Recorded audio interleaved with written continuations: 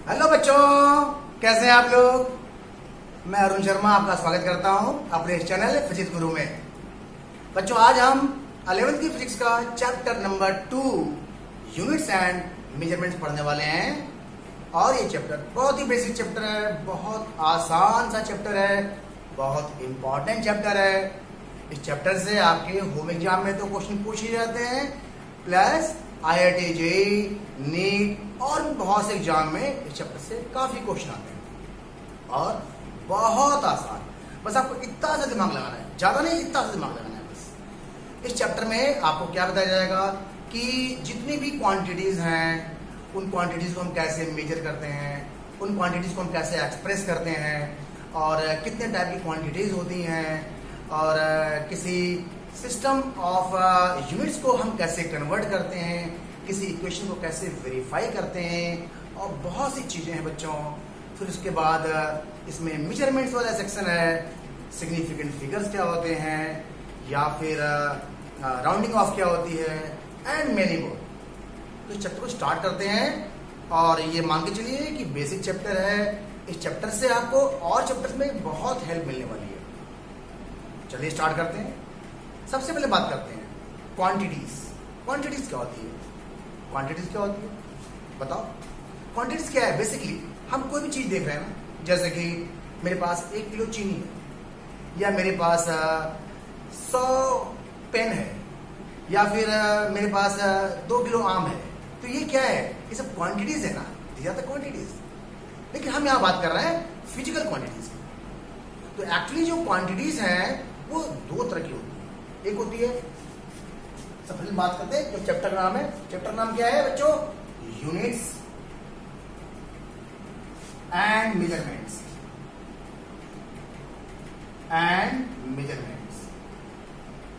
इस चैप्टर में हम पहले बात करेंगे क्वांटिटी। ओके, क्वांटिटीज मैंने आपको बताया क्वांटिटीज क्या है। क्वांटिटी मतलब जो चीज आप नाप रहे हो, कुछ भी नाप रहे हो, oil, sugar, number of breaks, number of pens, number of cars, या फिर how much force is applied, what is the velocity, distance, displacement, कुछ भी आप मेजर कर रहे हो, आप लेंथ मेजर कर रहे हो, all these are quantities. Now these are of 2 types. One is physical quantity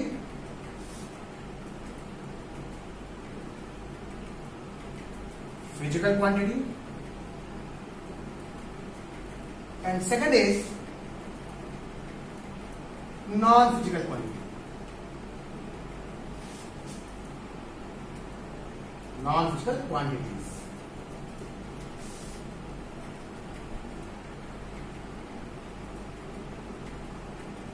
Okay, physical quantities क्या है? फिजिकल क्वांटिटीज वो क्वांटिटीज हैं जिनको हम मेजर कर सकते हैं, जिनको हम नाप सकते हैं। जैसे कि हमने बोल दिया कि माई स्पीड इज 10 मीटर पर सेकेंड, हम इसे मेजर कर सकते हैं। आप आराम से आप बाइक पे जा रहे हैं, स्कूटी पे जा रहे हैं, अपने कार पे जा रहे हैं, कार के अंदर स्पीडोमीटर होता है, उसका जो कांटा होता है टक आगे पहुंच जाता है ना। आपने थोड़ा सा रेस लिया, कांटा पटाख और तेज आगे बढ़ जाता है, तो हम उसको मेजर कर सकते हैं। तो जो स्पीड है वो क्या हो गई? वो फिजिकल क्वांटिटी हो गई। सेकंड, हमने देखा कि इस वायर में करंट फ्लो कर रहा है, ठीक है। अब हमने करंट को मेजर करने के लिए क्या लगाया? एक इंस्ट्रूमेंट लगाया, एमीटर लगाया।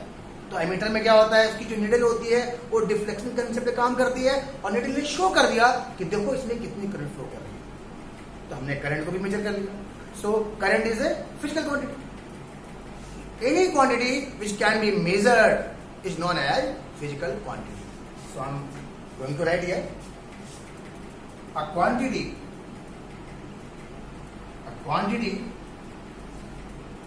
which can be measured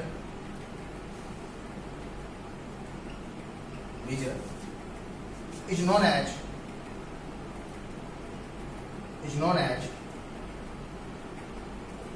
physical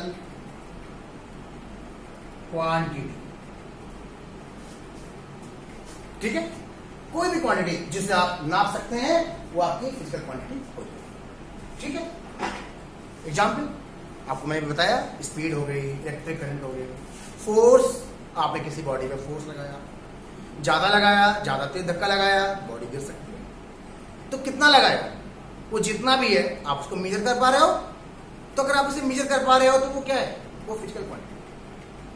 ठीक, या फिर मान लीजिए आपने किसी को फीवर है, कितना फीवर है, आपने उसका टेम्परेचर मेजर करने के लिए थर्मामीटर लगा दिया। तो थर्मामीटर में मरकरी क्या होता है, तुरंत टेम्परेचर लगा के जैसे टेम्परेचर गेन करेगा वो हाई हो जाएगा, उसकी रीडिंग बढ़ जाएगी। तो हमने उसको भी मेजर कर लिया। सो temperature is also a physical quantity. बात समझ आ गई सबको, समझ आ रहा है ना सबको? नाउ नॉन फिजिकल क्वांटिटीज, सीधी सी बात है, जिस क्वांटिटी को हम मेजर नहीं कर सकते हैं उसे हम बोलेंगे non physical quantity. For example, Arun sir कितने ग्रेट हैं पता नहीं है, कितना ग्रेट है, 1 ग्रेट है, 2 ग्रेट है, 3 ग्रेट है, नहीं पता। या फिर हमने बोल दिया कि आज मेरे मन में बहुत से विचार आ रहे हैं। अरे बहुत से विचार आ रहे हैं, कितने आ रहे हैं, 1 आ रहे हैं, 2 आ रहे हैं, और जो विचार आ रहे हैं उनका साइज क्या है हम नहीं मेजर कर सकते। तो ये तो हो गई आपकी नॉन फिजिकल क्वांटिटी। ओके, तो आई होप कि आपको ये सारी बातें समझ में आ गई होंगी कि फिजिकल क्वांटिटी क्या है और नॉन फिजिकल क्वांटिटी क्या है। ठीक है, अब इसके बाद बताइए, अगर मैं आपसे पूछूं कि घड़ी है, घड़ी में जो पेंडुलम है वो ऑसिलेशन कर रहा है, अगर ऑसिलेशन कर रहा है तो उसका जो टाइम लग रहा है क्या हम उसे मेजर कर सकते हैं? अगर मेजर कर सकते हैं तो बताइए कैसी क्वांटिटी है? ऑब्वियस बात है, अगर टाइम की बात करें हम तो टाइम तो हम मेजर कर ही सकते हैं, तो वो कैसी क्वांटिटी होगी? वो फिजिकल क्वांटिटी होगी। ठीक है, अब चलिए इसके बाद बात करते हैं। तो फिजिकल क्वांटिटी की डेफिनेशन क्या है? फिजिकल क्वांटिटी की definition, a quantity which can be measured by a device is known as physical quantity. Non physical quantity क्या है? A quantity which can not be measured is known as non physical quantities. Okay, अब हम बात करते हैं कि जो physical quantities है वो कितने टाइप होती है। ओके, तो चलिए इसकी बात करते हैं। Physical quantities, types of physical quantities. देखो बच्चों, टाइप्स ऑफ फिजिकल क्वांटिटीज मैं लिख देता हूं, physical quantities. Okay, physical quantities further 3 types के होते हैं। 1, fundamental quantities, fundamental quantities. Second, derived quantities,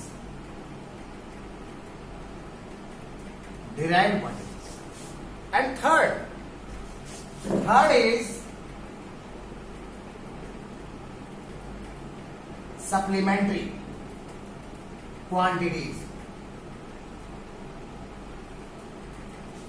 third is supplementary quantities.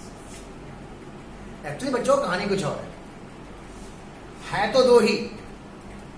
Actually जो सप्लीमेंट्री क्वांटिटी देख रहे हो इसको बाद में फंडामेंटल क्वांटिटीज में ही ले लिया गया। ये कितनी होती हैं?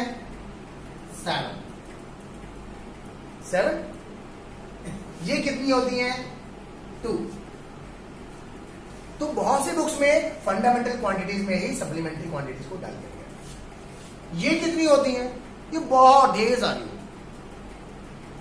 अब what are the fundamental quantities?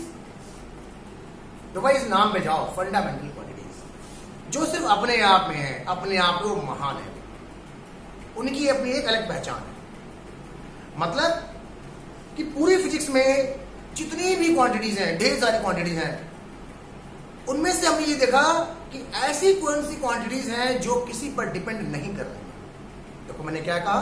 मैंने कहा कि पूरी फिजिक्स में ऐसी क्वांटिटीज को सिलेक्ट किया गया जो किसी और पर डिपेंड नहीं कर रही हैं।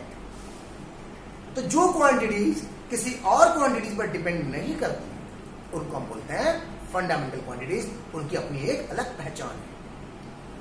मतलब फंडामेंटल क्वांटिटीज से और क्वांटिटीज बनाई जा सकती, लेकिन हम और क्वांटिटीज से फंडामेंटल क्वांटिटी नहीं बनाएंगे। बात समझ आ रही है? ये अपने आप में एकदम इनकी अपनी एक यूनिक पहचान होती है। डिराइव्ड क्वांटिटीज क्या होती है? जितनी भी क्वांटिटीज हैं, मतलब आप मान के चलो कि फंडामेंटल क्वांटिटीज के को छोड़ के जितनी भी क्वांटिटीज हैं सब के सब डिराइव्ड क्वांटिटीज हैं, मतलब मिक्स क्वांटिटीज हैं।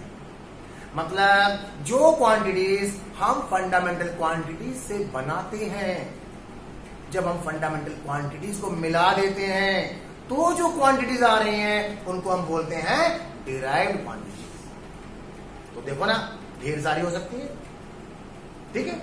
मैं भाई ये 7 है, मैं अगर दो को भी मिला के चलूं तो ढेर सारी बन जाएंगी, 3 को मिला के चलूं तो और ढेर सारी बन जाएंगी। तो इसकी कोई लिमिट नहीं है, आप चाहे जितने बना सकते हैं। हाँ, अब वो जो क्वांटिटी आप बना रहे हो वो वैलिड है या नहीं है, that is a different thing. Okay, supplementary quantities मैंने आपको बताया 2 टाइप्स की होती है। अब बात करते हैं हम लोग कि फंडामेंटल क्वांटिटीज बेसिकली क्या है, तो उसकी डेफिनेशन क्या हुई? Fundamental quantities are those quantities which are independent, or you can say fundamental quantities are those quantities which do not depend on other quantities। तो मैं लिख देता हूं, क्या लिखेंगे? Fundamental quantities are those which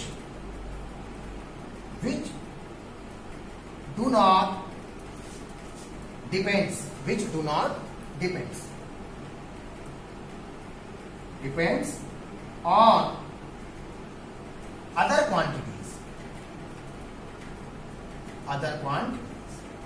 समझ में आया बच्चों? पक्का समझ आ गया ना? ठीक, नहीं समझ आया तो बता देना मेरे को, कमेंट बॉक्स में नोट कर लीजिएगा, बता दीजिएगा सर मेरे को समझ नहीं आया, और आप मेरे से फिर से पूछ लीजिएगा।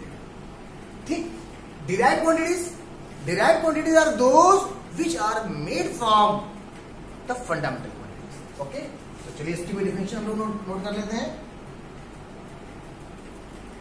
Derived quantities are those physical quantities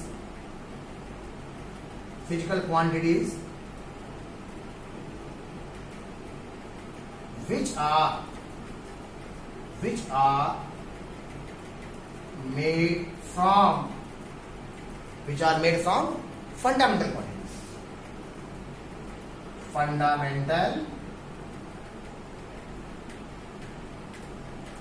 quantities।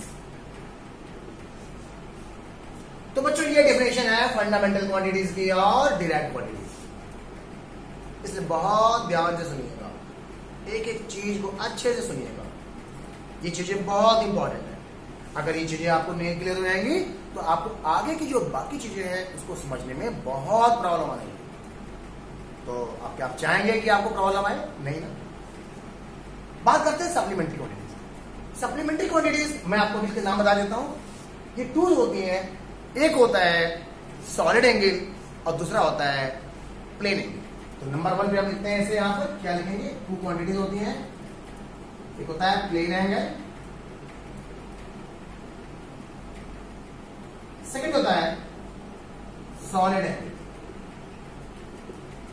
अभी हम इन सबको डिस्कस करेंगे, ठीक है?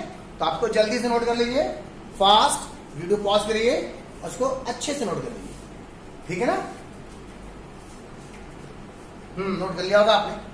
अब चलो बात करते हैं फंडामेंटल क्वांटिटीज के बारे में।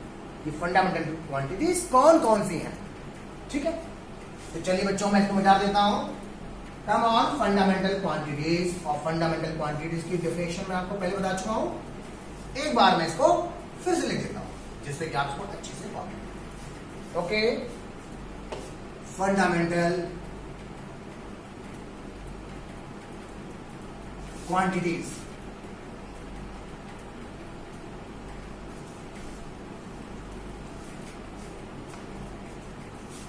तो क्या डेफिनेशन है? Fundamental quantities are those physical quantities, are those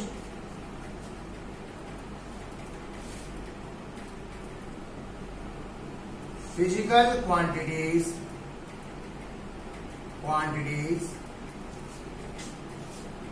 which do not depend on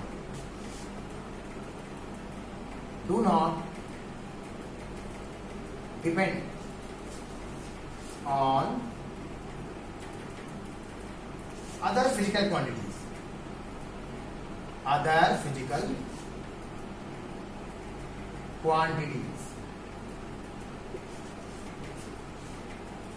कितनी होती है?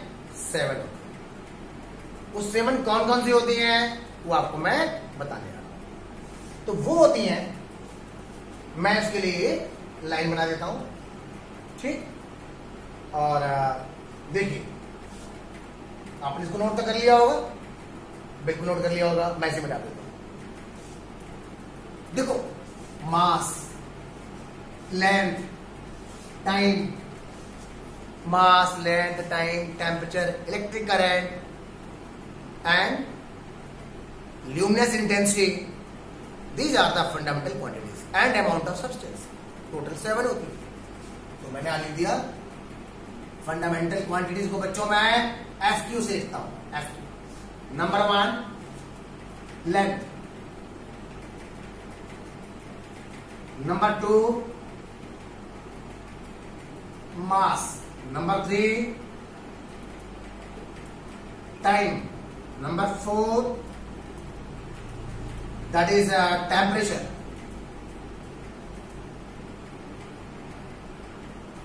number 5 is electric current,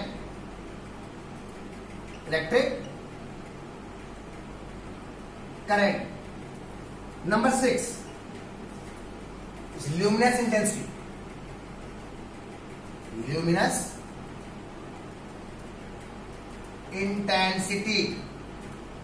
number 7 the amount of substance,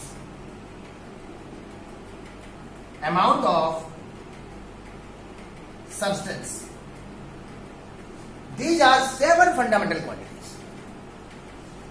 इन्हीं से सारी क्वांटिटी मिलकर बनी है, इन्हीं से, ये किसी से मिलकर नहीं बनी है। हाँ, एक बात बताओ आपको, कुछ क्वांटिटीज को हम फंडामेंटल क्वांटिटीज के टर्म्स में शो कर सकते हैं। जैसे मान लिया हमने बोला फोर्स को हम इनके टर्म्स में रिप्रेजेंट तो कर सकते हैं, बट वो होती नहीं। वो तो बस एक मान लिया क्वेश्चन बन गया कि भाई फोर्स है और वेलोसिटी है, आप इनको फंडामेंटल क्वांटिटीज के टर्म्स में रिप्रेजेंट करिए। बट एक्चुअली वो क्वांटिटीज इन पर डिपेंड नहीं करती, इन पर डिपेंड करती है, ये किसी पर डिपेंड नहीं करती। ठीक है, अभी बात बताओ, बहुत से बच्चों को ये याद नहीं होता है, यार कैसे याद करें। तो एक बात ध्यान देना, इसमें किसी सीक्वेंस का होना जरूरी नहीं है, आपको चाहे जैसे याद कर लो। ऐसा नहीं है कि नंबर 1 पे यही होना चाहिए और नंबर 2 पे यही होना चाहिए, आपकी मर्जी। आप नंबर 1 पे किसी को बोल दो। फिर भी याद करने का तरीका बताओ आपको। तरीका ये है, देखो बताता हूं, length, mass, time, temperature, electric current, luminous intensity, amount of substance. अगर मैं ये लेता हूं, ये लेता हूं, ये लेता हूं, तो लीना मीना टीना, टेम्परेचर को क्या बोलते हैं? गर्म। टेम्परेचर मतलब टेम्परेचर, थोड़ा सा सर्दी गर्मी होती ना, समझ रहे हो गया?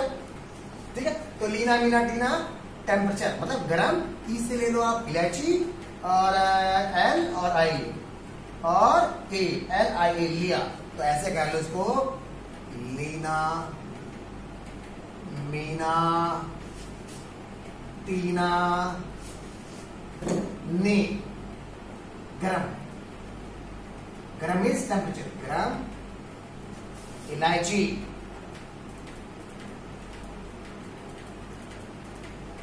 लिया, मतलब लेंथ, मास, टाइम। गरम का मतलब टेम्परेचर। ओके, ई मतलब इलेक्ट्रिक करंट, Li मतलब ल्यूमिनेस इंटेंसिटी, ए मतलब अमाउंट ऑफ सब्सटेंस। आप इस तरीके से इसको याद कर सकते हैं। It's just a method to learn what are the fundamental quantities. बाकी आपकी मर्जी है, आप चाहो तो कैसे भी इसको याद कर लो, लेकिन मैंने सोचा यार अगर कुछ बन रहा है तो बना देते हैं, शायद हमारे बच्चों को याद करने में आसानी होगी। ठीक है बच्चों, ये बात आपको समझ में आ गई। तो ये थे फंडामेंटल क्वांटिटीज, और इन सारी क्वांटिटीज का मतलब आपको बताया जाएगा। जैसे लेंथ है, लेंथ क्या होता है? कोई भी डिस्टेंस, हम 2 कदम चले, 4 कदम चले, हम 10 मीटर चले, लेंथ हो गई। या कोई रूम है, रूम की लेंथ, रूम की विड्थ है ना, उसकी हाइट है, देखो वो भी लेंथ के टर्म्स में आएगा। हम 1 किलोमीटर चल गए तो हम उस 1 किलोमीटर को भी हम लेंथ ही बोलेंगे, है कि नहीं? कोई स्फीयर है, स्फीयर की जो रेडियस है उसको भी हम लेंथ बोलेंगे, है ना। या मान लीजिए कि मैं यहां से चला और चलते चलते चलते चलते चलते मैं दिल्ली पहुंच गया। अब जो भी डिस्टेंस हो, उस डिस्टेंस को हम क्या बोलेंगे? लेंथ बोलेंगे। आप किसी सर्कल में चक्कर लगा लिए, वो भी क्या है? वो भी लेंथ है ना। बात समझ आ गया? मास आप जानते हो, 1 kg मास, 2 kg मास, 100 ग्राम ऐसा होता है। टाइम घड़ी में देखते हो आप, टाइम 2 बज गए, 4 बज गए, 6 बज गए, 2 घंटे लग गए, 5 घंटे लग गए। अरे मम्मी 4 घंटे से पढ़ रहा हूं, आप कुछ मत बोलो, है ना। तो टाइम हो गया। टेम्परेचर, अरे फीवर आ गया, बहुत ज्यादा टेम्परेचर है, अरे 101 डिग्री फ़ारेनहाइट हो गया। तो आप तो देखते ही उसका यूज होता है। चाय बहुत गर्म है, इलायची गर्म है कि नहीं, तो टेम्परेचर हो गया। इलेक्ट्रिक करंट जानते हैं आप लोग, हमारे चार तरफ पंखे चल रहे हैं और लाइट जल रही है, एसी चल रही है, ये सब किस में आएगा? ये सब क्यों हो रहा है? क्योंकि इलेक्ट्रिक करंट फ्लो कर रहा है। तो बच्चों हर फिजिकल क्वांटिटी का बहुत ज्यादा यूज है। ल्यूमिनेस इंटेंसिटी, ये क्या होता है?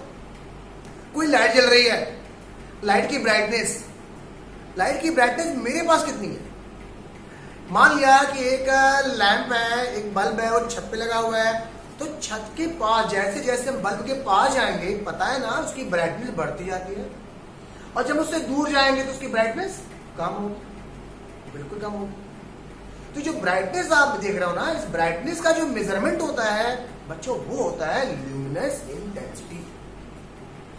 और अमाउंट ऑफ सब्सटेंस, देखो अमाउंट ऑफ सब्सटेंस तो हम ग्राम किलोग्राम में भी बोल सकते हैं, लेकिन यहां पे अमाउंट ऑफ सब्सटेंस मतलब है स्मॉल मेजरमेंट, छोटे छोटे मेजरमेंट। जैसे कि मुझे कोई एक्सपेरिमेंट करना है, तो हमें लैब में एक्सपेरिमेंट करना है, और लैब में एक्सपेरिमेंट करने के लिए सपोज कि हमको सिल्वर नाइट्रेट बनाना है, सिल्वर नाइट्रेट बनाना है, तो हम ऐसा नहीं करेंगे ना कि 5 किलो सिल्वर क्लोराइड ले लिया और 10 किलो क्या ले लिया भाई, HCl ले लिया या कोई एसिड ले लिया, ठीक है ना। अब पता नहीं केमिस्ट्री क्या है, बट एक बात बताऊंगा, तो ऐसा नहीं करेंगे। तो आप बच्चों को छोटे छोटे मेजरमेंट चाहिए, उसके लिए हम लोग बात करते हैं अमाउंट ऑफ सब्सटेंस, जिसको हम लोग मोल से मेजरमेंट करते हैं, ओके, इन मॉलिक्यूलर टर्म्स। तो वो भी आपको डिस्कस किया जाएगा। अब बात करते हैं कि ये जो फंडामेंटल क्वांटिटीज हैं, इन फंडामेंटल क्वांटिटीज को हम किस में एक्सप्रेस करते हैं? वो जो यूनिट्स हैं, जिस यूनिट्स में हम उनको एक्सप्रेस करते हैं, उनको हम बोलते हैं फंडामेंटल यूनिट्स। तो चलिए बात करते हैं हम लोग, अब बात करेंगे फंडामेंटल यूनिट्स। तो इस फंडामेंटल यूनिट्स को हम FU से नोट करेंगे। ये क्या है? ये है मेरे पास फंडामेंटल यूनिट्स। बच्चों ध्यान से समझिएगा, फंडामेंटल यूनिट्स क्या होते हैं? बहुत आसान सी बात, फंडामेंटल क्वांटिटीज को हम जिस यूनिट्स में एक्सप्रेस करते हैं उनको हम बोलते हैं फंडामेंटल यूनिट्स। या ऐसे कह सकते हो, fundamental units are the factors और the fundamental units are the way of expressing the fundamental quantities. मैं नोट कर देता हूं, क्या ये है फंडामेंटल यूनिट्स, ऐसे कह सकते हो fundamental units are independent of other units, ठीक है। या ऐसे कह सकते हो कि fundamental units do not depend on other units, fundamental units do not depend on other units, ये इसकी डेफिनेशन है। अब वो फंडामेंटल यूनिट्स हैं कौन कौन सी, वो भी तो जानना बहुत जरूरी है। तो देखो, उसके लिए मैं एक काम करता हूं, एक बीच में लंबी सी लाइन खींचता हूं और एक ऐसे एरो बनाता हूं। तो अब लेंथ को हम एक्सप्रेस करते हैं मीटर। बच्चों, इस मीटर को आप शॉर्ट में स्मॉल एम बोल सकते हो। मास को हम एक्सप्रेस करते हैं किलोग्राम।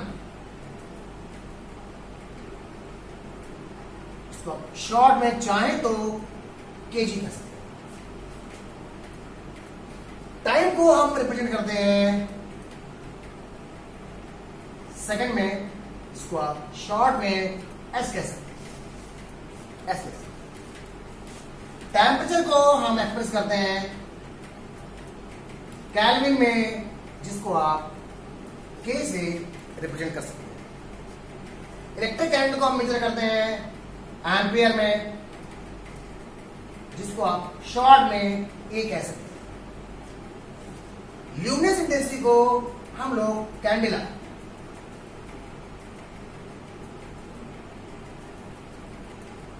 में लिखते हैं, और इसको आप सीडी से इसको रिप्रेजेंट कर सकते हैं। अमाउंट ऑफ सब्सटेंस को हम बोलते हैं मोल्स में, MOL, mole.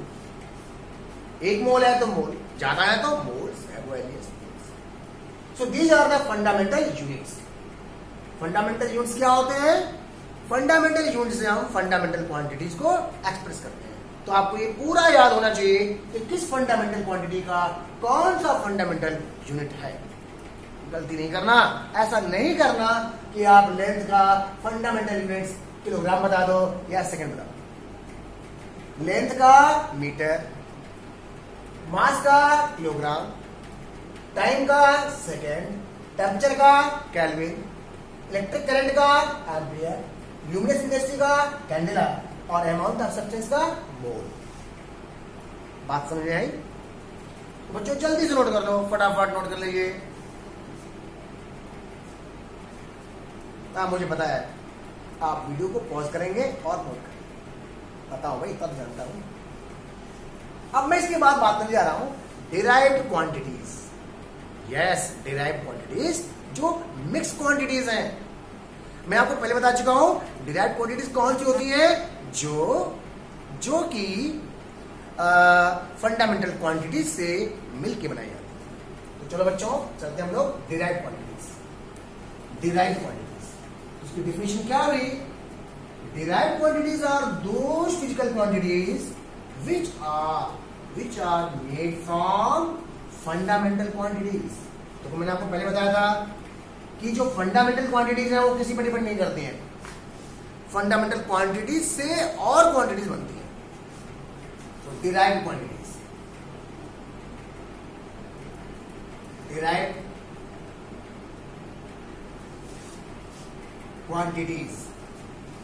How to define it? Those fundamental quantities are those physical quantities which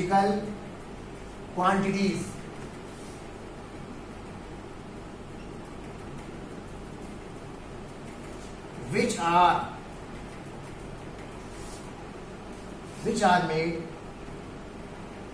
from fundamental quantities. Fundamental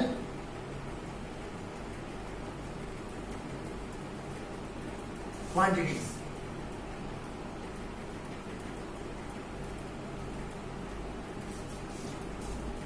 For example, length को मास से मल्टीप्लाई कर दो, लेंथ फंडामेंटल मास फंडामेंटल मल्टीप्लाई कर दिया, क्या बन गया? Direct quantity. मास को इलेक्ट्रिक करंट से मल्टीप्लाई कर दो, क्या बन गया? Direct quantity. मास में लेंथ से डिवाइड कर दो, कुछ भी कर दो आपस में, किसी को किसी से मल्टीप्लाई कर दो। जब मल्टीप्लाई कर दोगे तो जो नई क्वांटिटी मिलेगी उसे हम बोलेंगे डायरेक्ट क्वांटिटी। अब वो बात अलग है कि आपने कुछ भी करके मेहनत करके एक क्वांटिटी बनाई, बट क्या वो क्वांटिटी एग्जिस्ट कर रही है या नहीं कर रही है, दैट्स अ डिफरेंट इशू। फिर तो उसके लिए हम लोग एक्सपेरिमेंट करते हैं और देखते हैं कि क्या है, उसकी वैलिडिटी कितनी है कि नहीं है, कितनी है, एक्सेप्टेबल है कि नहीं है ना?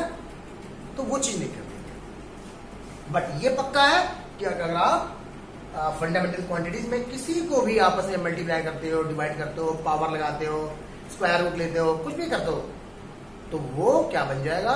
वो एक डायरेक्ट क्वांटिटी बन जाएगा। एग्जाम्पल मैंने बोल दिया एरिया, क्या हो जाएगा? एरिया लेंथ इंटू वॉल्यूम, ये क्या हो जाएगा भाई? एरिया इंटू लेंथ या हाइट। अब देखो ये फंडामेंटल क्वांटिटी है, ये भी लेंथ है और ये भी तो लेंथ होती है, मल्टीप्लाई कर दिया, क्या मिल गया? Area. So area is a direct quantity. Volume आपने अगर एरिया में हाइट से मल्टीप्लाई कर दिया तो भी एक नई क्वांटिटी बन गई, it's a volume, direct quantity. यहां से आपने बोल दिया डेंसिटी। डेंसिटी क्या होता है? Mass upon volume. देखो mass fundamental quantities, volume direct quantity है, बट बना किससे है? एरिया और हाइट से। एरिया किससे बना है? इससे बना है। तो अगर ध्यान से देखिए तो इसमें जितनी भी चीजें हैं सब कहीं ना कहीं फंडामेंटल क्वांटिटी से बिलोंग कर रही है। सो density is what? A direct quantity. I hope कि आपको ये बात समझ आ गई। अब मैं इसके बाद बात करता हूं, क्या बात करूं? डिराइव्ड यूनिट्स क्या होते हैं? Okay, so let us discuss on derived units. चलिए बच्चों, डिराइव्ड यूनिट्स सिंपल सी बात है। जिस तरह से फंडामेंटल क्वांटिटीज से मिल करके डिराइव्ड क्वांटिटी बनती हैं, उसी तरह फंडामेंटल यूनिट से मिल करके डिराइव्ड यूनिट्स बनेंगी। So derived units are those which are made from fundamental units. Okay, बहुत सिंपल सी डेफिनेशन है। derived units,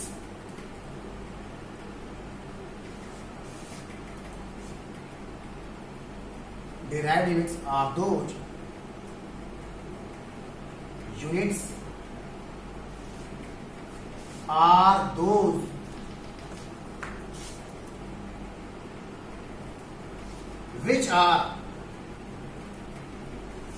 which are made from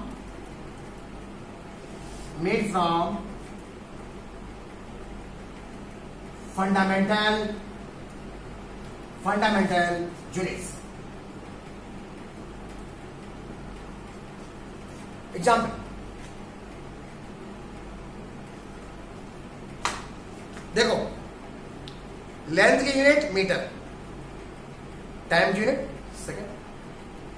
metre is a fundamental unit, second is a fundamental unit. आपने metre में second से divide कर दिया, क्या बन गया?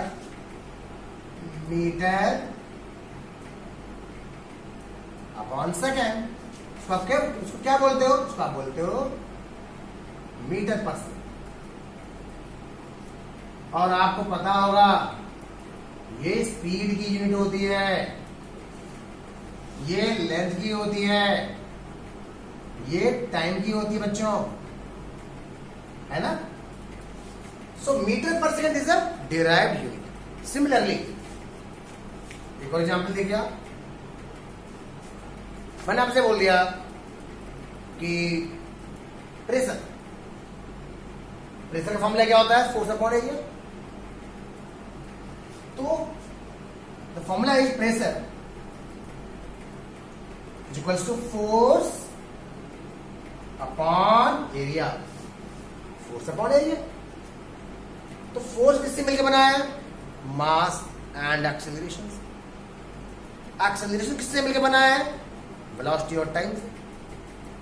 तो आप देख रहे हो, आपने यहाँ पे डिफरेंट क्वांटिटीज को यूज किया है। तो अब जो नई क्वांटिटी बनी है pressure, that is a derived quantity. और इसकी जो यूनिट आएगी, इसकी यूनिट क्या आएगी? इसकी यूनिट आती है केजी मीटर पर सेकेंड स्क्वायर मीटर स्क्वायर। तो आंसर आता है केजी पर मीटर सेकेंड स्क्वायर। सो केजी पर मीटर सेकेंड स्क्वायर क्या हो गई? अ डिराइव्ड यूनिट हो गई। बच्चों समझ में आया? अब चलिए हम बात करते हैं कुछ डिराइव्ड क्वांटिटीज के यूनिट्स कैसे निकालते हैं। बहुत आसान। ओके, चलिए कुछ एग्जाम्पल से बात करते हैं और जिससे कि आपको ये चीज और अच्छे से समझ में आ जाए। जैसे ऐसे क्वेश्चन आते हैं एग्जाम में, आपसे बोलेगा what is the unit of this particular quantity. देखिए, मैंने आपसे बोला वेलोसिटी, अभी मैंने आपको बताया क्या फॉर्मूला होता है? डिस्प्लेसमेंट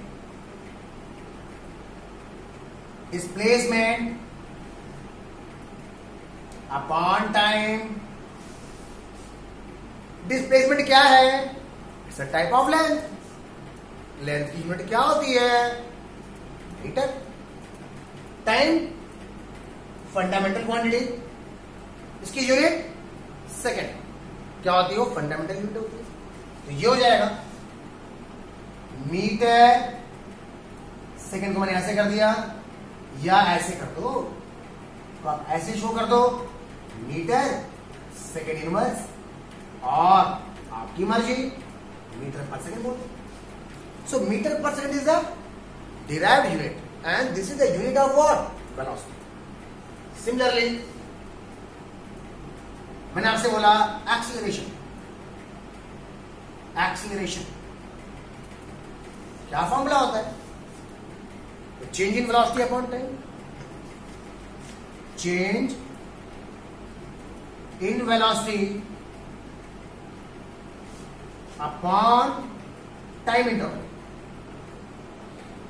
या टाइम टेकन बोल दो।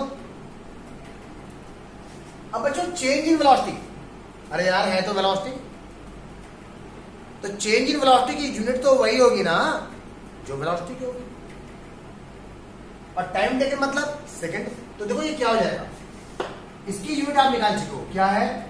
मीटर पर सेकेंड अपॉन, ये भी तो सेकेंड है, तो बच्चों ये क्या मिला?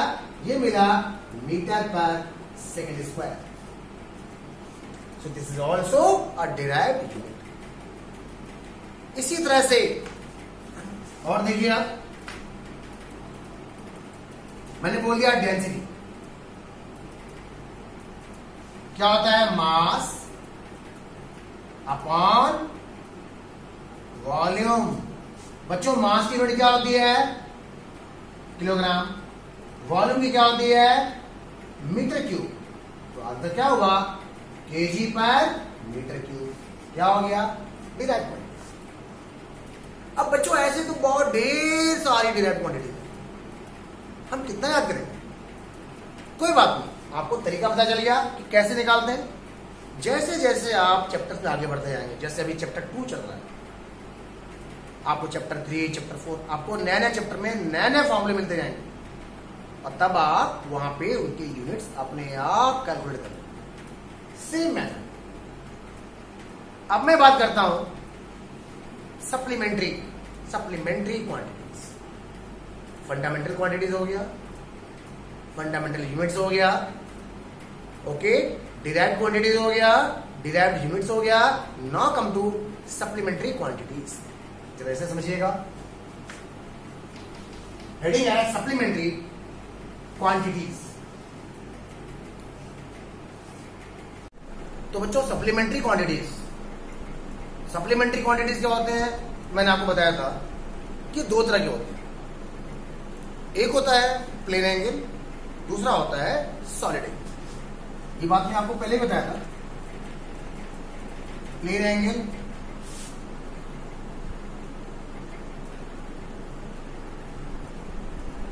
Second is solid angle. अभी क्या होते हैं, मैं इन दोनों को आपको वन बाय वन समझाता हूं। प्लेन एंगल तो वो है जो आप जनरली अभी तक पढ़ते आए हो, क्लास 7, 8, 9, 10, आप अभी जो भी पढ़े हो वो भी आपने प्लेन एंगल ही पढ़ा है। प्लेन एंगल मीन्स अपने प्लेन में, जैसे कि ये व्हाइट बोर्ड है, ये पूरा व्हाइट बोर्ड का प्लेन है। मैंने इसमें एक लाइन ऐसे ड्रॉ की, इस लाइन को फिक्स करके, इस पॉइंट को फिक्स करके मैंने एक ऐसे लाइन ड्रॉ कर दी। ये लाइन ड्रॉ की, ये लाइन ड्रॉ करी और ये कर्वेचर आ गया। ठीक है, तो जो ये वाला एंगल बनाया ना, इसको हम बोलेंगे प्लेन एंगल। ये फिंगर देखिए आप, इसमें दोनों फिंगर के बीच में जो एंगल है वो 90 डिग्री है। थोड़ा कम कर देते हैं, मान लिया यहां तक कर दिया, ये 60 डिग्री हो गया। ऐसे कर दिया, एकदम पैरेलल हो गए तो क्या हो गया, बीच का एंगल 0 हो गया। तो प्लेन एंगल से तो आप शुरू से इंटरेक्ट करते आ रहे हो। ठीक है, बस थोड़ा सा इसके बाद बारे में कुछ और बातें जान लेते हैं। जैसे पॉइंट O है, ये पॉइंट A, आपने पॉइंट O को सेंटर माना और एक ऐसे सर्कुलर आर्क ड्रॉ कर दिया, तो ये मिल गया आपको पॉइंट B। ये जो एंगल है क्या बोलेंगे, प्लेन एंगल। इसको जनरली हम लोग थीटा से करते हैं रिप्रेजेंट। मेरे को थीटा अच्छा लगता है, वैसे तो आपकी मर्जी, थीटा, अल्फा, बीटा, गामा, आप जिससे दिखाना चाहो दिखा सकते हैं। ठीक है, ये जो लेंथ है इसको बोलते हैं arc length. Arc length, suppose इसकी जो लेंथ है यानी कि जो डिस्टेंस है वो ऐसा है, और बच्चों ये जो डिस्टेंस देख रहे हैं आप OA, आपको पता है OA और OB इक्वल होगा, क्योंकि मैंने इसको ऐसे एक सर्कुलर फॉर्म में ड्रॉ किया है। इसको बोलेंगे radius R। This is the radius equal to R। तो प्लेन एंगल, आर्क लेंथ और रेडियस में एक रिलेशन होता है। वो रिलेशन होता है angle equal to arc upon radius. Angle is equal to arc length upon radius. ये फॉर्मूला आप याद रखें। एंगल कितना है, theta, arc length S, radius R, theta equal to S upon. अब इस फॉर्मूले में जो एंगल आपने यूज किया है उसकी यूनिट क्या होगी? आर्क लेंथ और रेडियस, ये तो आप समझ रहे हैं, ये तो लेंथ है। इसको तो आप सेंटीमीटर में, मीटर में, किलोमीटर में आप जैसे भी तो यूज करना चाहे कर सकते हैं। लेकिन जो एंगल आएगा उसको हम किस यूनिट में लिखेंगे? तो बच्चों याद रखिएगा, एंगल की बहुत सी यूनिट्स होती हैं, जैसे कि डिग्री, 60 डिग्री, 45 डिग्री, 90 डिग्री, आपने सुना भी होगा। दूसरी होती है रेडियन। तो इसमें जो यूनिट मोस्टली यूज होता है, इस तरह से आप ऐसे मान के चलो कि जैसे एमकेएस सिस्टम, एसआई सिस्टम होता है, उसमें लेंथ को मीटर में, मास को किलोग्राम में, ऐसे ही मान के चलिए कि इसका जो मेन यूनिट है जो जनरली यूज करते हैं, जो एसआई सिस्टम से रिलेटेड है, दैट इज रेडियन। तो इस फॉर्मूले में जो एंगल है उसको हमेशा रेडियन में मेजर करते हैं। इसमें करेंगे रेडियन। तो मैं लिख देता हूं यूनिट रेडियन। किसकी यूनिट? एंगल की यूनिट। और डिग्री भी होता है।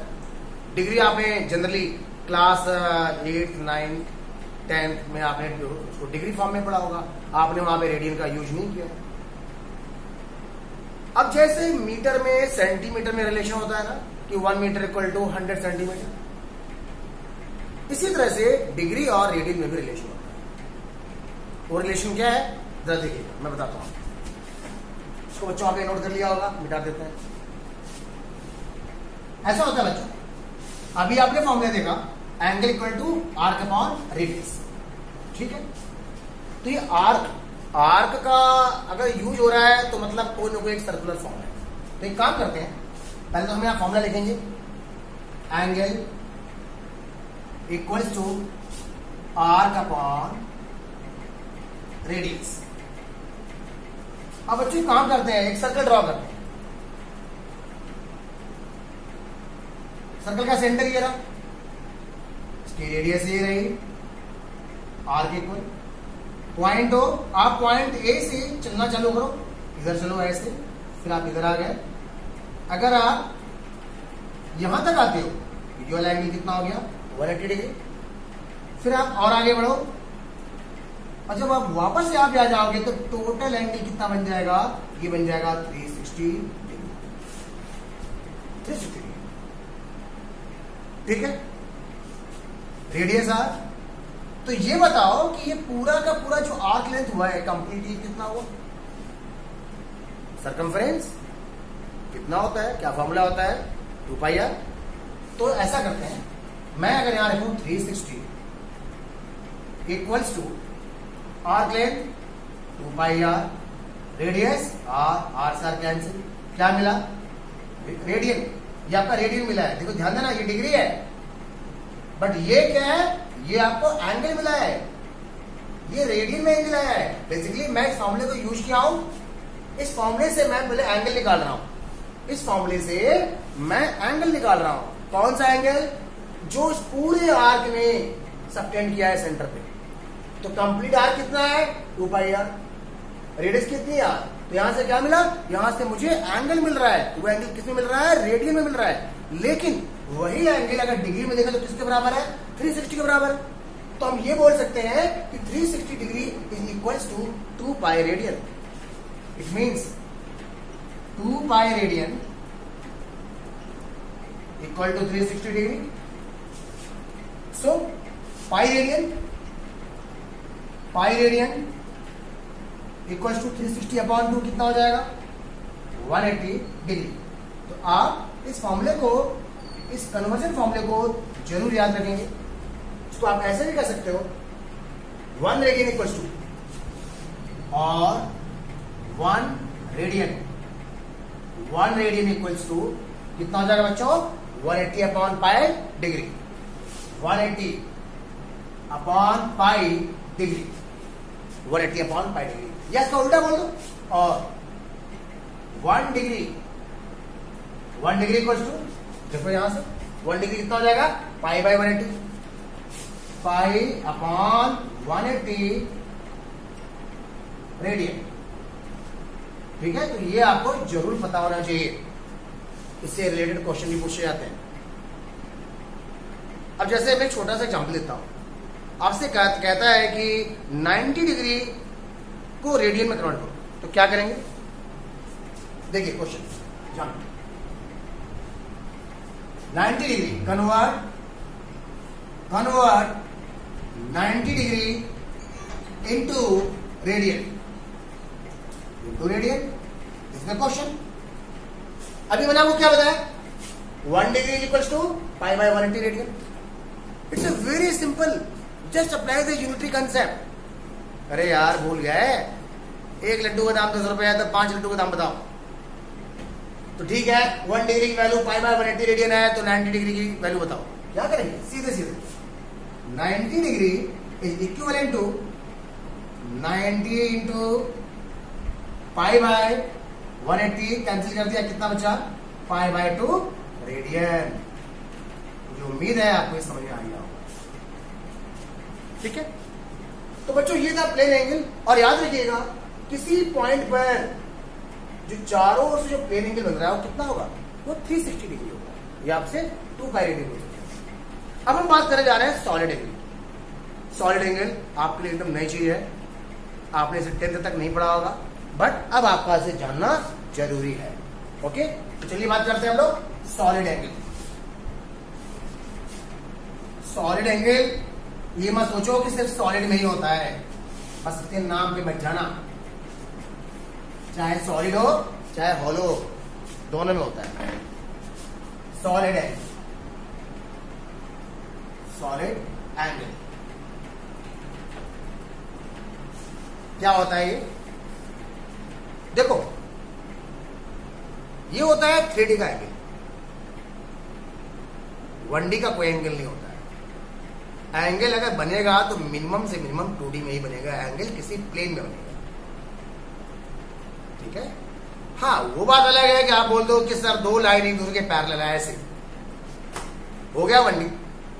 इस केस में तो 0 हो जाएगा, बट अगर 0 से ऊपर कोई वैल्यू रहेंगे तो उसको ऐसे करना पड़ेगा, ऐसे करना पड़ेगा। तो जो सॉलिड एंगल का कंसेप्ट है वो 3D का कंसेप्ट है, देख समझते हो, जिसमें हमारे पास लेंथ भी हो, विड्थ भी हो, हाइट भी हो, मतलब पूरा स्पेस कवर होना चाहिए। अब आपको मैं छोटा सा एग्जाम्पल देता हूं। ऐसे देखो कि आपने देखा है जोकर की टोपी, ऐसा होता है ना, कोन की शेप में होता है, ऐसे।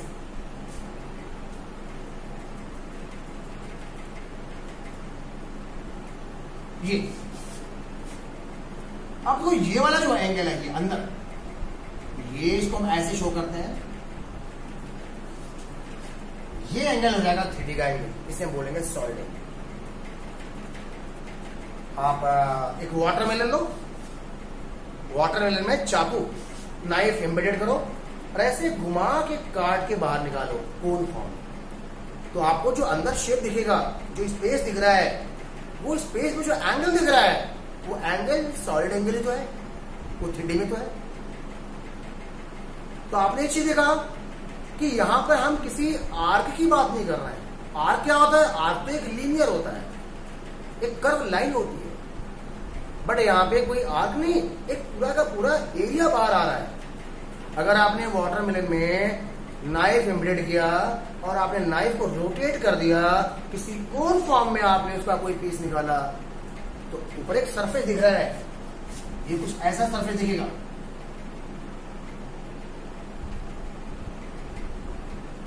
इस तरह का। तो जो ये वाला एंगल हो गया, ये क्या हो गया? ये हो जाएगा सॉलिड एंगल, सॉलिड एंगल। ठीक, इसकी जोड़ी क्या होती है? इसकी जोड़ी होती है steradian, its unit is steradian.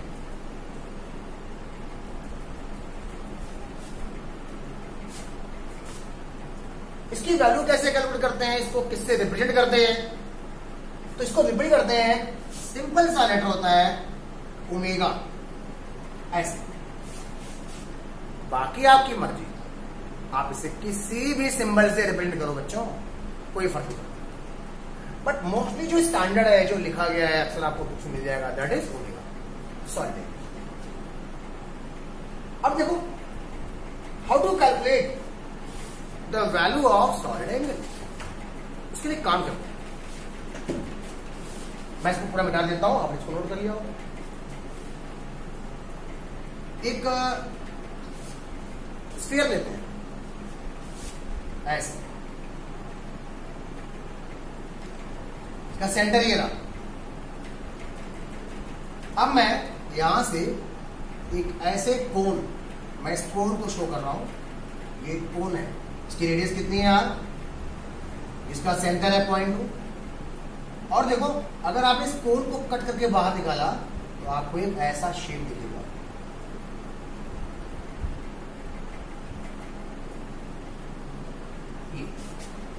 तो इसमें सॉलिड एंगल कहां है? ये जो पूरा एंगल है ये सॉलिड एंगल। सपोज ये कितना है? ये ओमेगा। फॉर्मूला होता है इसका, solid angle equals to area upon R square. कौन सा एरिया? ये वाला एरिया।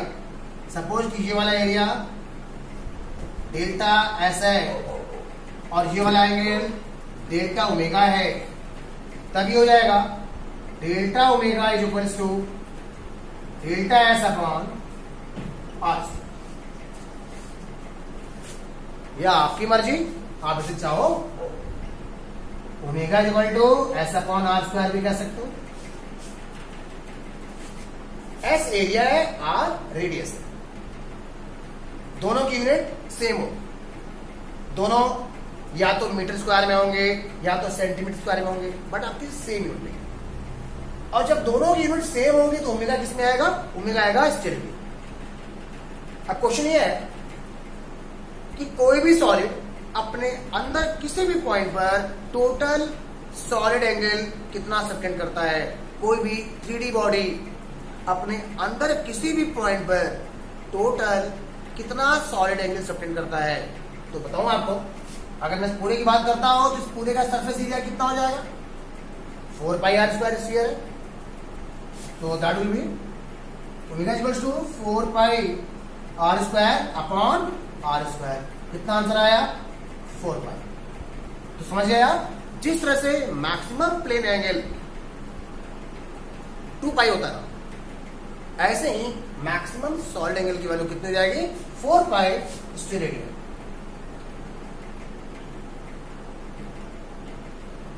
अब बच्चों इसका आगे की जो फिजिक्स है, हायर फिजिक्स, उसमें इसका बहुत यूज है। जब कभी हम प्लेनेटरी कैलकुलेशन करते हैं तब इसका काफी कंसेप्ट है।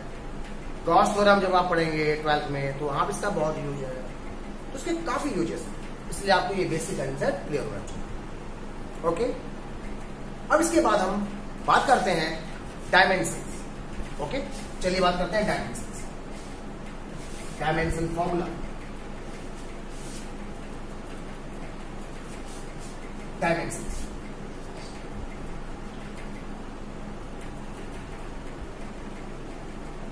डायमेंशंस क्या होता है? Dimension length, breadth, height. हाँ, ये भी डायमेंशन है। यहां पे डायमेंशन का मतलब है कि अगर मैं कोई फिजिकल क्वांटिटी मेजर कर रहा हूं, उसका फॉर्मूला लिख रहा हूं, तो उसके फॉर्मूले में जो फंडामेंटल क्वांटिटी यूज हो रही हैं उनमें क्या क्या पावर है। एग्जाम्पल, मैंने बोल दिया मीटर पर सेकंड स्क्वायर, तो मीटर पर सेकंड स्क्वायर में मीटर की पावर 1, सेकंड की पावर 2, सेकंड पर स्क्वायर था ना, तो अगर मैं डिनोमिनेटर देखूंगा तो सेकंड की पावर कितनी है? 2।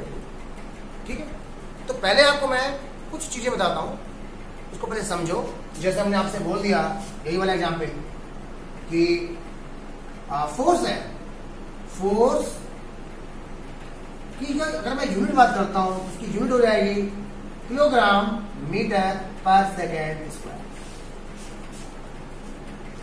तो किलोग्राम की पावर 1, मीटर की पावर 1, इसको ऐसे कर लो, किलोग्राम मीटर सेकेंड की पावर -2 बोल दो बच्चों।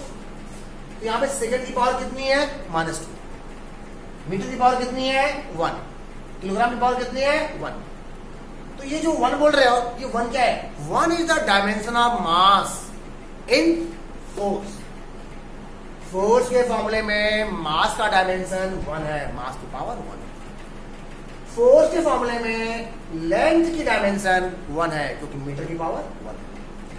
फोर्स के फॉर्मूले में टाइम की डायमेंशन -2 है, क्योंकि सेकंड की पावर क्या है? -2। ठीक है, तो होता क्या है, आपने क्या देखा यहां पर कि डायमेंशन क्या है? डायमेंशन एक तरह से पावर है। A power to which fundamental quantities must be raised. A power to which a fundamental quantity must be raised to obtain the units of that quantity. ठीक है, मेरी बात समझ आई? तो किसी फंडामेंटल क्वांटिटीज के ऊपर जो पावर लगाते हैं, क्यों लगाते हैं? जिससे कि मुझे उस क्वांटिटी का यूनिट प्रॉपर पता चल जाए, उससे बोलते हैं डायमेंशन। और इस पूरे स्टडी को क्या बोलते हैं? Dimensional analysis. तो चलिए बात करते हैं हम लोग। A power to which a fundamental quantity, a fundamental quantity, a power to which a fundamental quantity must be raised in order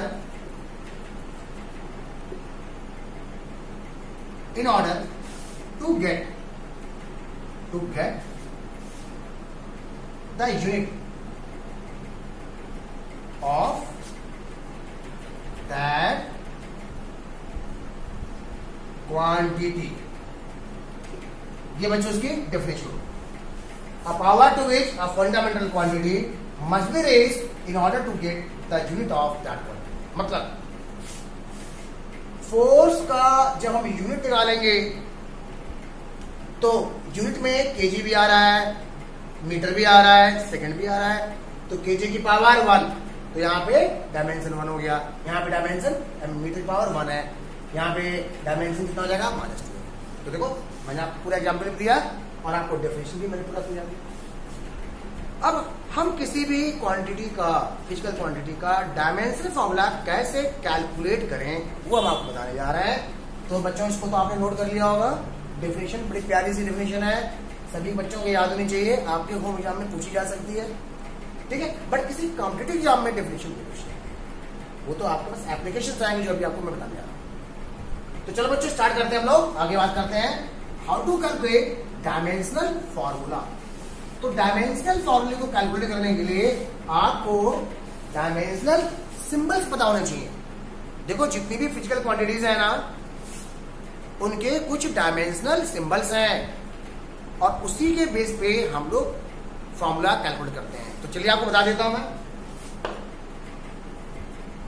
dimensional formula.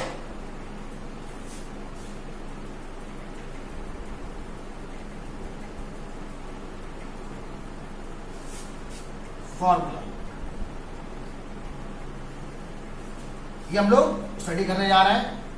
But इससे पहले हम डायमेंशनल सिंबल्स की बात करेंगे. तो देखिए इधर हम लिखेंगे फिजिकल क्वांटिटी,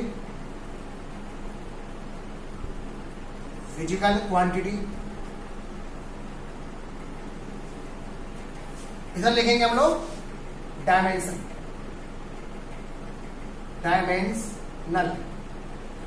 सिंबल.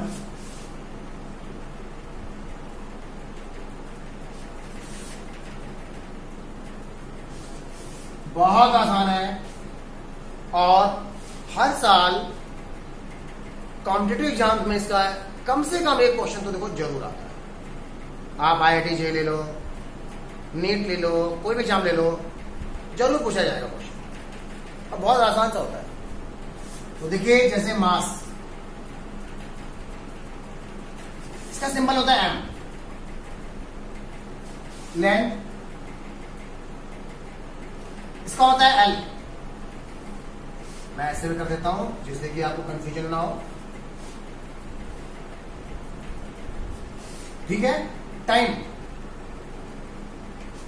इसका होता है T. टेम्परेचर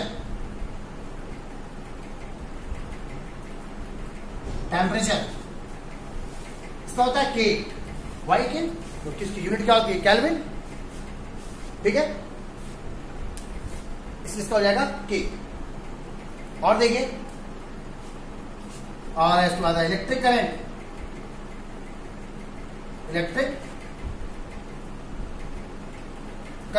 इसका हो जाएगा A. एम्पियर. ओके बच्चों, 1 2 3 4 5. अब हम बात करेंगे ल्यूमिनस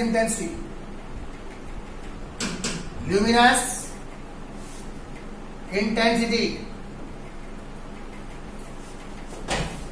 इसका होता है capital C small d, candela. And the last is amount of substance.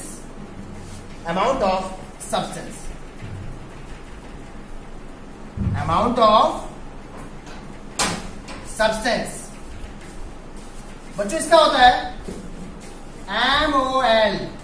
याद रखिएगा, अगर मैं MOL ही बोल दूंगा मोल्स की यूनिट हो जाएगी, बट उसका जो डायमेंशनल सिंबल है वो MOL होता है. So these are the standard dimensional symbol and this will help us in finding the dimensional formula of different physical quantities. I hope कि आपने इसको नोट कर लिया होगा। लो मैं हट गया सामने से, जल्दी से नोट कर लो, और नहीं तो आप वीडियो को पॉज करिएगा फिर नोट करिएगा। चलिए बात करते हैं इसको कैसे यूज करना है। ठीक है, इसे मैं बच्चों मिटा रहा हूं। अब हम बात करते हैं इस हेडिंग पे, डायमेंशनल फॉर्मूला। ये स्टैंडर्ड होता है, याद रखिएगा। सबसे पहले बात करते हैं एक छोटा सा एग्जाम्पल, एरिया।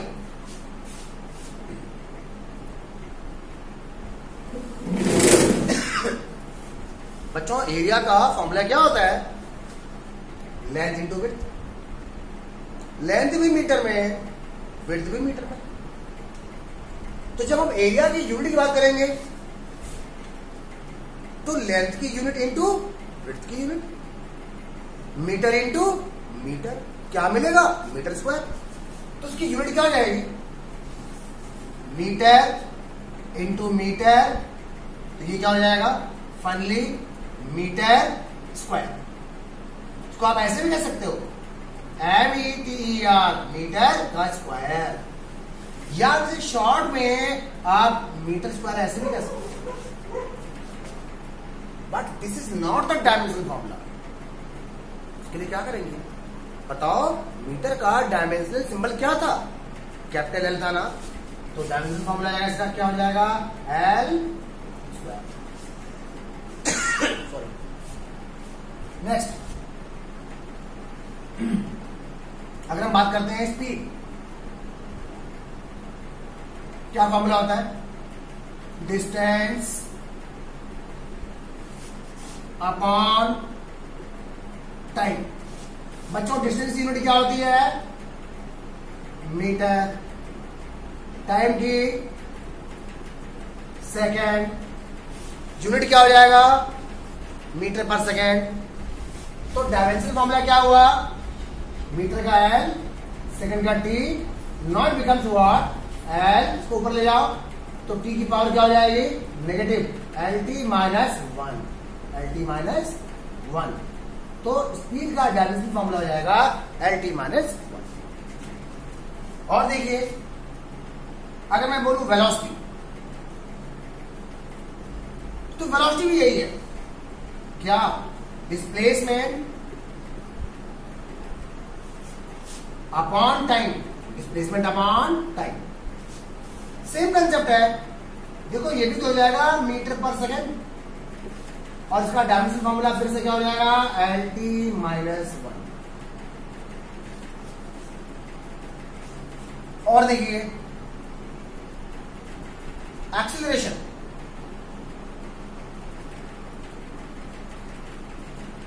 इसकी यूनिट क्या होती है?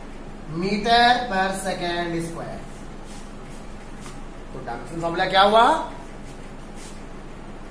L T to.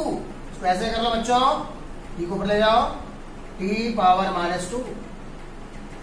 ओके, तो जब आप किसी क्वांटिटी को डिनोमिनेटर से न्यूमरेटर में ले जाते हैं, उसकी पावर का जो साइन होता है चेंज हो जाता है। ये आपने पढ़ा होगा बचपन में। Okay, then the dimensional formula of acceleration is what? L T minus two. Next देखिए बच्चों, नंबर 5 में हम बात करते हैं फोर्स। आपको बस ये ध्यान से देखना है कि हम लोग डायमेंशनल फॉर्मूला कैसे कैलकुलेट करते हैं। ओके, आपको बस इसका मेथड पता होना चाहिए। फिर तो जैसे जैसे आपको फॉर्मूले पता होंगे उस फिजिकल क्वांटिटी के, आप उसकी यूनिट चेक करेंगे, वैल्यू रख देंगे, आ जाएगा आंसर। ठीक है, तो नंबर 5 में बात करते हैं फोर्स। फोर्स का फॉर्मूला क्या होता है पता है ना आपको? Mass into acceleration, mass into acceleration. अरे पढ़ा ऐसे, आप 9th क्लास में पढ़ते। ठीक है, तो मास की यूनिट क्या होती है? किलोग्राम। एक्सीलरेशन क्या आपने जैसा भी निकाली? मीटर पर सेकेंड स्क्वायर। लीजिए साहब, ये तो बन गया क्या? ये तो फोर्स की यूनिट आ गई। तो डायमेंशनल फॉर्मूला क्या हो जाएगा? केजी का सिंबल क्या है? एम। मीटर का एल, अपॉन टाइम का T2। क्या मिला ये? एम एल टी माइनस यहां पे आपसे कोई ये पूछे कि फोर्स के फॉर्मूले में मास का डायमेंशन क्या है, फोर्स के फॉर्मूले में मास का डायमेंशन क्या है, तो आपको बस देखना है कि मास के ऊपर पावर कितनी है। तो मास की पावर कितनी है 1, लेंथ की कितनी है 1, टाइम की कितनी है -2। तो इसको मैं लिख देता हूं जिससे कि आप इसको स्टैंडर्ड समझ लें। In the formula of force, dimension of mass is what 1, dimension of length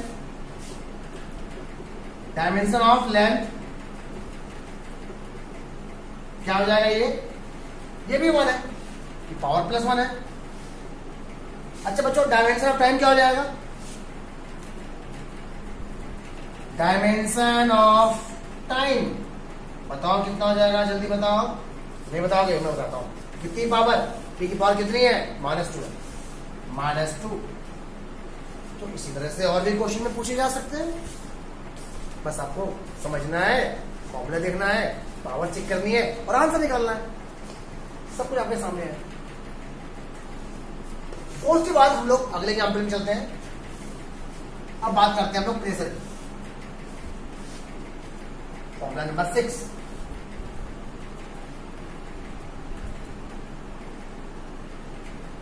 pressure क्या फॉर्मूला होता है इसका, फोर्स अपॉन एरिया। फोर्स का आपने अभी भी बताया MLT -2, MLT -2, एरिया का L2। क्या मिला M, देखो ये L2 पर जाएगा, पहले से एक L परसेंट है, और ये जब ऊपर जाएगा तो नेगेटिव हो जाएगा। यहां पे कुछ नहीं तो आप यहां +1 बोल सकते हैं, और T -2 तो खैर ऊपर था ही। ये क्या हो जाएगा M, यहां पे +1 -2 सबकट करेंगे, -1 T -2, तो क्या हुआ ये M L -1 T -2। ये प्रेशर का डायमेंशन फॉर्मूला आ गया। ऐसे ही सारे हैं, बहुत सारे हैं। चलिए कुछ और बताते हैं हम आपको। एग्जाम्पल नंबर 7 में बात करते हैं हम लोग। जैसे मैंने आपसे बोल दिया, universal gravitational constant number 7, universal gravitational constant, gravitational constant capital G। इसका फॉर्मूला क्या है, इसकी यूनिट क्या है, उसका फॉर्मूला ये होता था F = G m1 × m2 upon r²। ये फोर्स होता है, ये m1 m2 मासेस होते हैं, ये डिस्टेंस होता है ना। तो यहां से इसकी जो यूनिट होती है वो होती है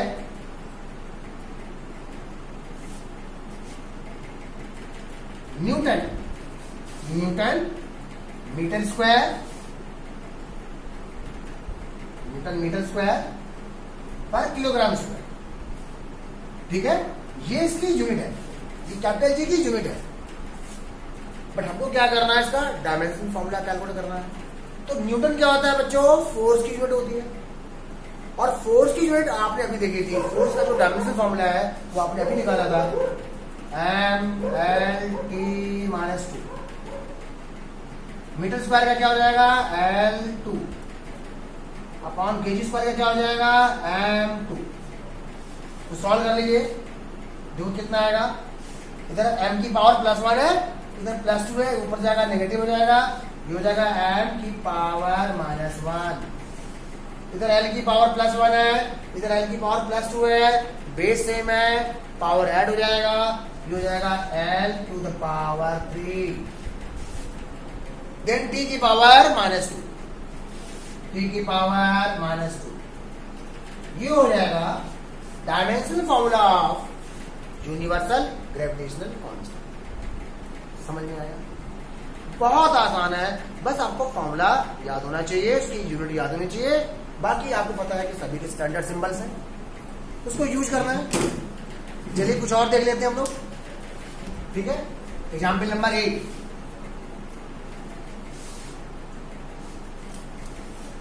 एग्जाम्पल 8 में हम बात करते हैं स्ट्रेस।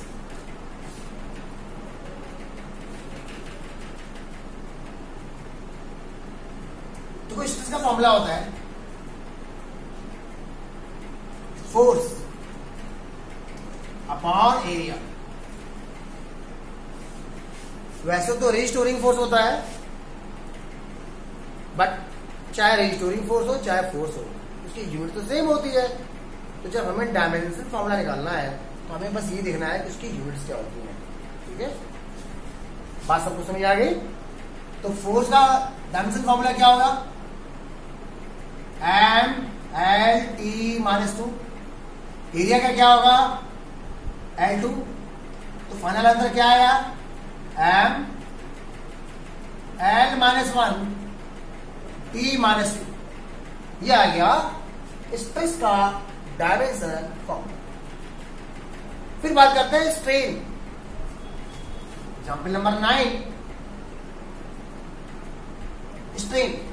तो स्ट्रेन का मामला होता है change in length upon length या ओरिजिनल लेंथ। इससे और भी फॉर्मूले होते हैं, change in area upon original area, change in volume upon original volume. But कुछ भी हो, जो क्वांटिटी न्यूमरेटर में है वही क्वांटिटी डिनोमिनेटर में है। अगर यहां मीटर है तो यहां भी बच्चों मीटर होगा, अगर यहां मीटर स्क्वायर है तो यहां भी मीटर स्क्वायर होगा। तो मैं ये कहना चाहता हूं कि यहां पर कोई भी यूनिट नहीं आई। इट मीन्स स्ट्रेन एक यूनिटलेस क्वांटिटी है, इसकी कोई यूनिट नहीं होती है। तो लिख देता हूं मैं यूनिटलेस क्वांटिटी। जब इसकी यूनिट ही नहीं है तो उसका कोई डायमेंशन फॉर्मूला भी नहीं होगा।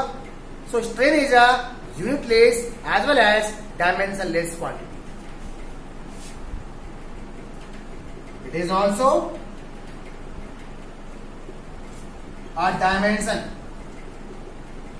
dimensionless quantity, dimensionless quantity.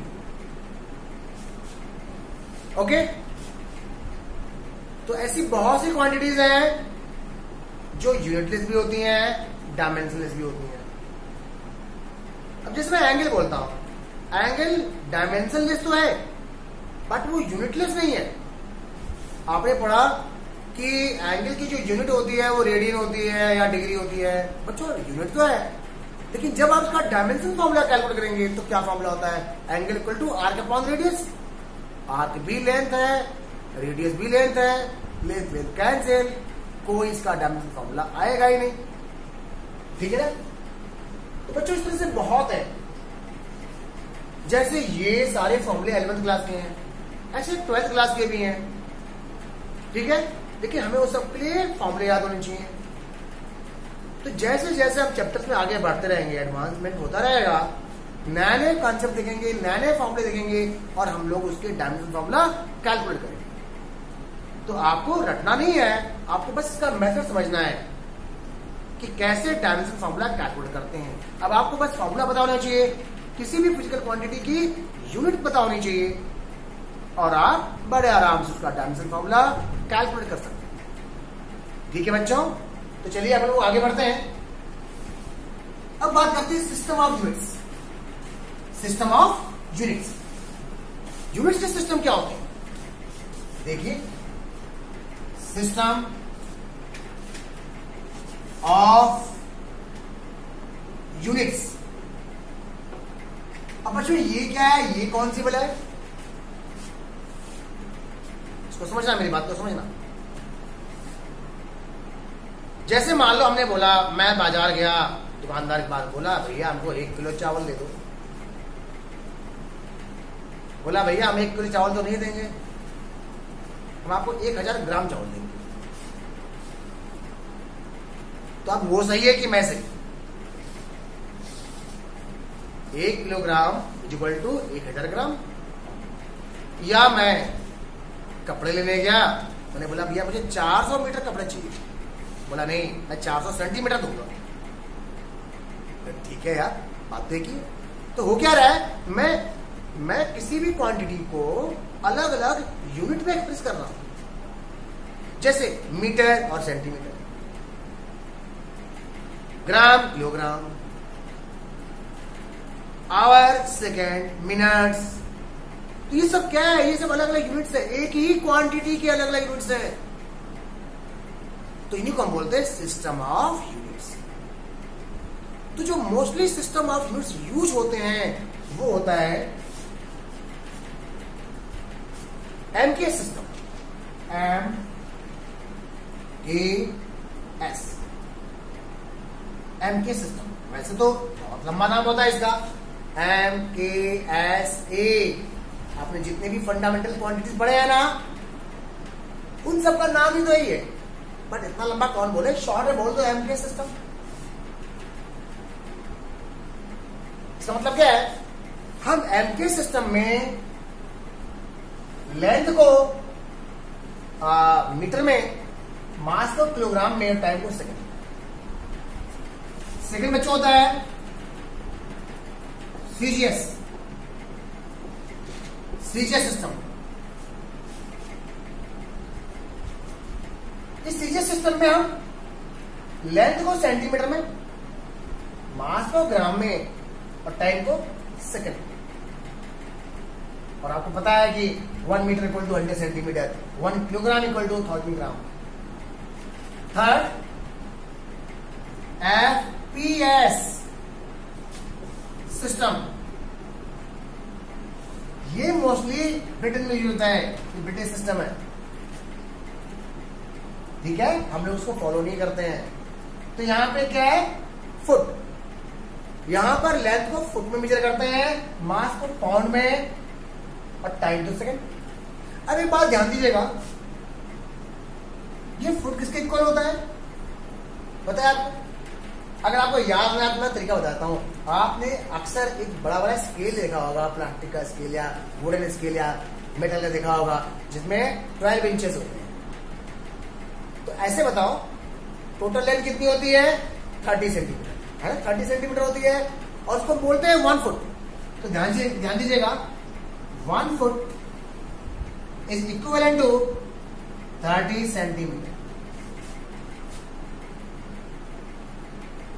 ठीक है। आप इसको यूज करके आप इसके क्वेश्चन कर सकते हैं। इसी तरह से एक बात बताओ, ये जो पॉन्ड होता है, ये पॉन्ड क्या होता है, ये मास की यूनिट होती है, और ये किसके इक्विवेलेंट होता है, 1 pound is equivalent to 453.54 kg, 453.54 kg। तो बच्चों ये होते हैं सिस्टम ऑफ यूनिट्स। और एक और होता है जो आप अक्सर सुनेंगे, SI unit, SI system, SI system या एसआई यूनिट बोलते हैं। यार ये क्या होते हैं?